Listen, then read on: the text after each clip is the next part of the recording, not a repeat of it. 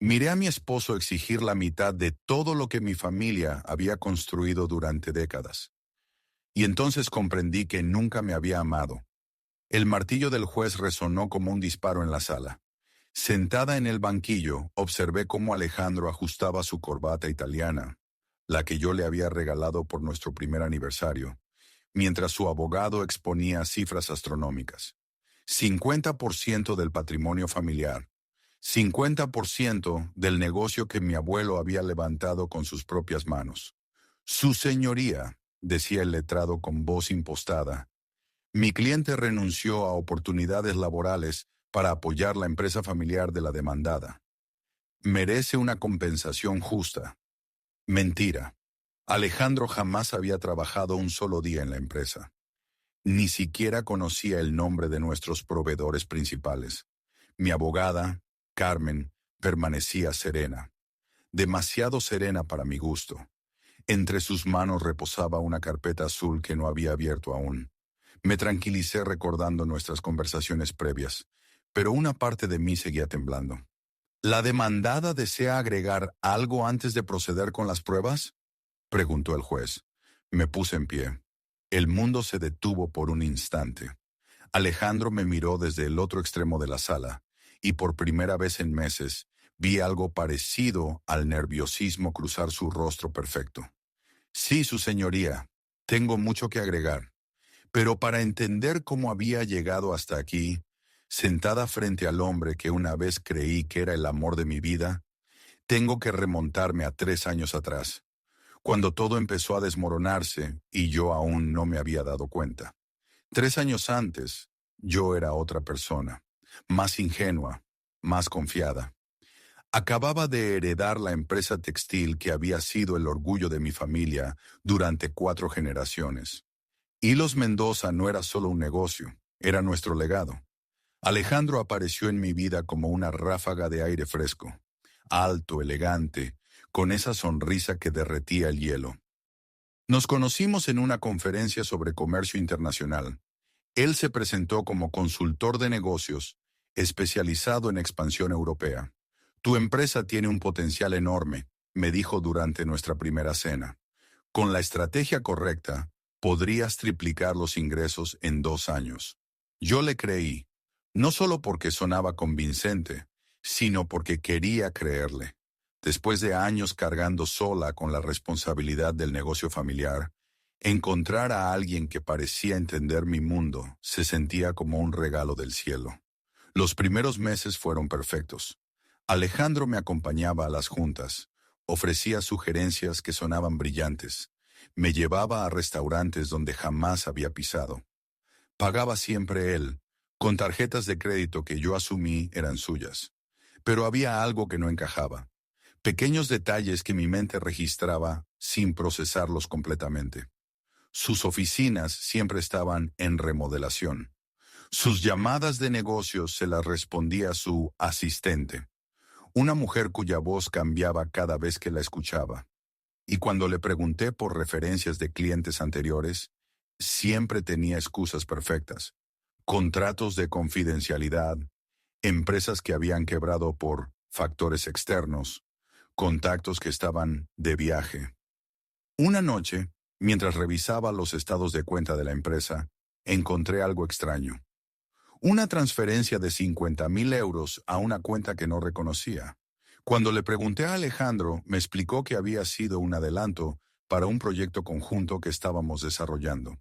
¿Qué proyecto?, le pregunté. El de la expansión a Francia, ¿recuerdas? Te lo mencioné hace unas semanas.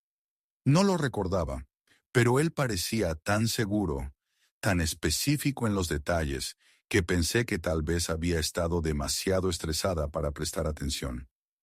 Ahora, sentada en esa sala de tribunal, me doy cuenta de que ese fue el momento exacto en que debía haber empezado a hacer preguntas. Pero entonces, yo aún creía en las casualidades. Aún creía en él. El primer golpe real llegó 6 meses después de nuestra boda. Estaba revisando las facturas mensuales cuando me topé con gastos que no reconocía. Restaurantes carísimos donde yo nunca había estado. Compras en tiendas de lujo en días que Alejandro supuestamente estaba en viajes de negocios. una factura de un hotel en Marbella por 3 noches, cuando él me había dicho que estaría en una conferencia en Barcelona. Lo confronté esa misma noche. Alejandro, necesitamos hablar.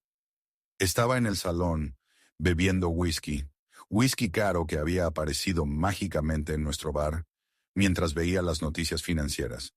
¿Qué ocurre, cariño? Le mostré las facturas. Su expresión no cambió ni un ápice. Eso. Tuve que extender el viaje. Surgió una oportunidad de negocios inesperada en la Costa del Sol. Te lo comenté por teléfono, ¿no recuerdas? No me llamaste ni una sola vez durante esos 3 días. El teléfono tenía mala cobertura. Ya sabes cómo son esos hoteles de montaña. El hotel está en primera línea de playa, Alejandro. Se levantó y se acercó a mí. Me tomó de las manos con esa ternura calculada que había aprendido a reconocer, pero que entonces aún me confundía. Elena, estás estresada. El negocio te está consumiendo. ¿Por qué no confías en mí? Y ahí estaba. La pregunta que convertiría cualquier confrontación en una inversión de culpas. Yo, la desconfiada. Yo, la controladora. Yo, la que no sabía valorar a su marido. Pero esta vez algo fue diferente. En lugar de disculparme, decidí investigar. Al día siguiente, contraté a un detective privado. Se llamaba Miguel Santos, un hombre serio de unos 50 años que había trabajado para varias empresas familiares como la nuestra. Quiero que averigües todo sobre mi marido, le dije. Sus negocios, sus contactos, sus movimientos. ¿Estás segura de que quieres saber la verdad? Me preguntó. Completamente segura. Mentí. No estaba segura de nada. Pero sabía que no podía seguir viviendo en la incertidumbre. El informe llegó 2 semanas después. 30 páginas que destruyeron mi mundo pieza por pieza. Alejandro no era consultor de negocios. Ni siquiera tenía estudios universitarios completos. Había estado casado antes, 2 veces. Y ambos matrimonios habían terminado en divorcios millonarios. Su modus operandi era siempre el mismo: seducir a mujeres exitosas, casarse rápidamente, vivir a su costa durante el tiempo suficiente para establecer derechos conyugales, y luego reclamar la mitad de todo en el divorcio. Pero lo peor no era eso. Lo peor era descubrir que llevaba meses preparándose para dejarme. El detective había encontrado evidencia de reuniones secretas con abogados especializados en derecho matrimonial. Había solicitado copias de todos los documentos financieros de la empresa. Había contratado a un investigador privado, distinto al mío, para evaluar el verdadero valor de nuestros activos. Todo estaba calculado. Cada sonrisa, cada caricia, cada "te amo" susurrado al oído. Yo no había sido su esposa, había sido su proyecto más rentable. Esa noche llegó a casa como siempre, con flores y una sonrisa radiante. «¿Cómo está mi mujer favorita?», dijo besándome en la mejilla. Lo miré y sentí náuseas. ¿Cómo no me había dado cuenta antes? ¿Cómo había sido tan ciega? «Bien», murmuré. «Todo bien». Cenamos en silencio. Él habló sobre su día, inventando reuniones y llamadas que jamás habían existido. Yo asentía mecánicamente, sintiendo cómo cada palabra era una puñalada más. Después de cenar, se encerró en su estudio. El estudio que yo le había acondicionado con muebles que yo había pagado, para trabajar en unos proyectos importantes. Desde el pasillo, pude escucharlo hablando por teléfono en voz baja. No logré distinguir las palabras, pero el tono era conspirativo, calculador. Me fui a la cama y lloré hasta el amanecer. No por él, sino por mí, por mi ingenuidad, por haber puesto en riesgo el legado de mi familia por un hombre que me veía como una cuenta bancaria con piernas. Al amanecer, tomé una decisión. Si él había estado preparándose para la guerra, yo también lo haría. La reunión con Carmen Ruiz fue un punto de inflexión. Carmen era más que una abogada, era una estratega. Su bufete se especializaba en proteger patrimonios familiares de depredadores matrimoniales, como los llamaba ella. Elena, me dijo después de revisar el informe del detective, «tienes suerte. Tu esposo cometió un error crucial». «¿Cuál?». Subestimó a tu abuelo. Me explicó que el capitulado matrimonial que habíamos firmado no era el documento estándar que Alejandro había creído. Mi abuelo, previsor hasta el final, había insistido en cláusulas muy específicas que protegían tanto la empresa como el patrimonio familiar heredado. Mira esto, dijo Carmen, señalando una sección del contrato. Cualquier intento de reclamación sobre activos familiares previos al matrimonio queda invalidado si se demuestra mala fe o intención fraudulenta por parte del cónyuge. ¿Y cómo demostramos eso? Tu marido nos va a ayudar. Su propio comportamiento es la evidencia. Carmen me explicó el plan. Mientras Alejandro preparaba su ataque, nosotras recopilaríamos cada prueba de su verdadera naturaleza, cada gasto injustificado, cada mentira documentada, cada reunión secreta con abogados. Su propia investigación sobre nuestros activos se volvería contra él, demostrando premeditación. Pero hay algo más, añadió Carmen. Necesitamos que él dé el primer paso, que presente la demanda de divorcio. ¿Por qué? Porque así demostramos que todo fue planeado, que el matrimonio fue una estrategia, no un acto de amor. Las siguientes semanas fueron las más difíciles de mi vida. Vivir bajo el mismo techo que Alejandro, actuar como si nada hubiera cambiado, mientras él preparaba mi destrucción financiera. Pero cada día me volvía más fuerte, más determinada. Una noche, mientras fingía dormir, lo escuché hablando por teléfono con su abogado. ¿Cuánto tiempo más tengo que esperar?, susurraba. Esta farsa se está volviendo insoportable. Quiero acelerar el proceso. El hombre que había creído amar acababa de confirmar que nuestro matrimonio había sido una farsa. Pero en lugar de destrozarme, esas palabras me llenaron de una claridad cristalina. Ya no era la Elena ingenua que había confiado ciegamente. Era la heredera de una dinastía empresarial, y tenía una responsabilidad que trascendía mis sentimientos personales. El plan se ejecutó con precisión quirúrgica. Carmen había contratado a un equipo de especialistas, un segundo detective, un auditor forense y un psicólogo especializado en perfiles de estafadores matrimoniales. Durante 2 meses documentamos cada movimiento de Alejandro, sus gastos excesivos, sus mentiras sobre viajes de trabajo, sus reuniones con abogados. Pero la pieza clave llegó de una fuente inesperada. Rosa, la secretaria de uno de los bufetes que Alejandro había consultado, resultó ser prima de Miguel, mi detective. Rosa había reconocido el patrón de comportamiento de mi marido porque había visto casos similares en su trabajo.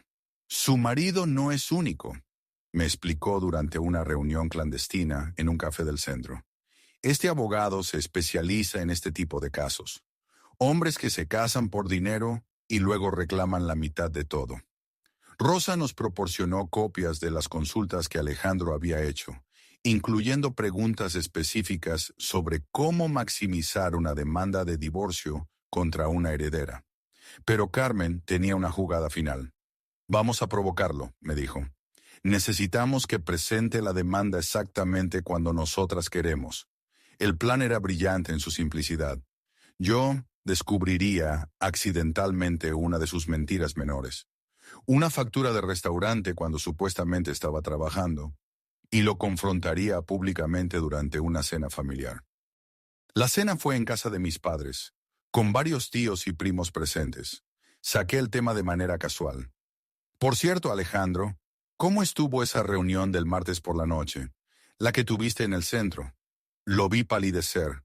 ¿Qué reunión? La importante. Por eso no pudiste acompañarme a cenar con mi hermana.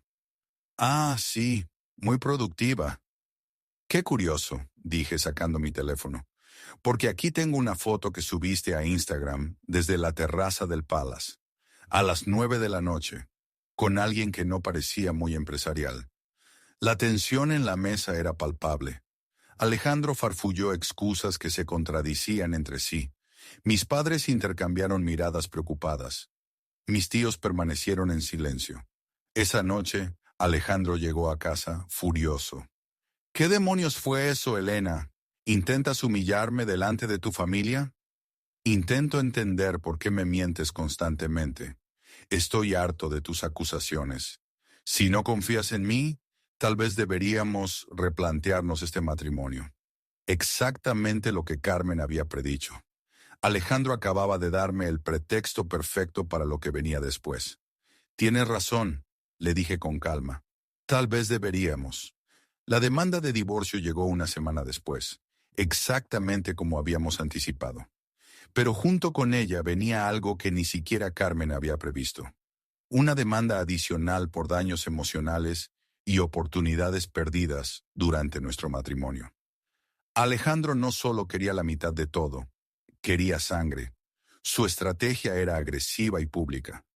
Había filtrado detalles del caso a la prensa económica, pintándome como una heredera caprichosa que había utilizado a su marido como empleado no remunerado. Según su versión, él había sacrificado su brillante carrera para apoyar mi negocio familiar. Los titulares eran mortificantes. La heredera que explotó a su marido. El divorcio millonario que sacude al sector textil. Mi teléfono no paraba de sonar con llamadas de periodistas. Pero Carmen sonreía cada vez que veía una nueva noticia. Perfecto, me decía. Se está cavando su propia tumba. El día del juicio llegó como una tormenta que se había estado gestando durante meses. La sala estaba repleta de periodistas, curiosos y representantes de otras empresas familiares que seguían el caso como un precedente. Alejandro había llegado con un séquito impresionante. Su abogado principal, 2 asociados y un publicista. Llevaba un traje nuevo, que probablemente yo había pagado sin saberlo, y esa sonrisa confiada que una vez me había enamorado. Cuando comenzó su alegato, todo sonaba tan convincente que por un momento dudé de mi propia estrategia. Hablaba de sacrificios, de amor traicionado, de años invertidos en apoyar mi carrera empresarial. Su señoría, decía su abogado, mi cliente renunció a oportunidades lucrativas para dedicarse completamente al crecimiento del negocio familiar de la demandada. Es justo que reciba una compensación proporcional a su contribución. Luego llegó mi turno. Carmen se levantó con esa carpeta azul que había permanecido cerrada durante toda la exposición de la parte contraria. Su señoría, la demandada, está preparada para presentar evidencia que demuestra que este matrimonio fue una operación fraudulenta desde el primer día. Y entonces comenzó el espectáculo. Documento tras documento, fotografía tras fotografía, testimonio tras testimonio. La verdadera vida de Alejandro se desplegó ante el tribunal como una disección forense. Vi cómo su sonrisa confiada se desvanecía gradualmente, cómo sus abogados intercambiaban miradas de pánico, cómo los periodistas comenzaban a tomar notas frenéticamente, pero ahora para una historia completamente diferente. La pieza final fue la grabación que Rosa había conseguido de una conversación telefónica entre Alejandro y su abogado, donde discutían estrategias para maximizar el botín de nuestro divorcio. Esta mujer vale millones, decía la voz de Alejandro en la grabación. Solo necesito aguantar un poco más y después podré retirarme cómodamente. El silencio en la sala era ensordecedor. 3 meses después, Alejandro perdió todo. El juez no solo rechazó su demanda, sino que lo obligó a pagar las costas del juicio y a devolver todo el dinero que había gastado indebidamente durante nuestro matrimonio. La suma ascendía a más de 200,000 euros. Sin acceso a mis cuentas bancarias y con su verdadera identidad expuesta públicamente, Alejandro se vio obligado a vender el coche deportivo que había comprado con mi dinero. Tuvo que mudarse a un apartamento pequeño en las afueras de la ciudad. Pero la verdadera justicia llegó de una forma que nunca esperé. Otras mujeres comenzaron a contactarme después de que el caso saliera en los medios. Exesposas, exnovias, mujeres que habían sido víctimas del mismo modus operandi. Juntas presentamos una demanda colectiva por estafa matrimonial. Hilos Mendoza no solo sobrevivió al escándalo, sino que se fortaleció. La publicidad, aunque dolorosa al principio, terminó posicionándonos como una empresa familiar seria y bien protegida. Nuestras ventas aumentaron un 30% ese año. Yo me convertí en algo que nunca pensé que sería, una activista involuntaria por los derechos de las herederas y empresarias familiares.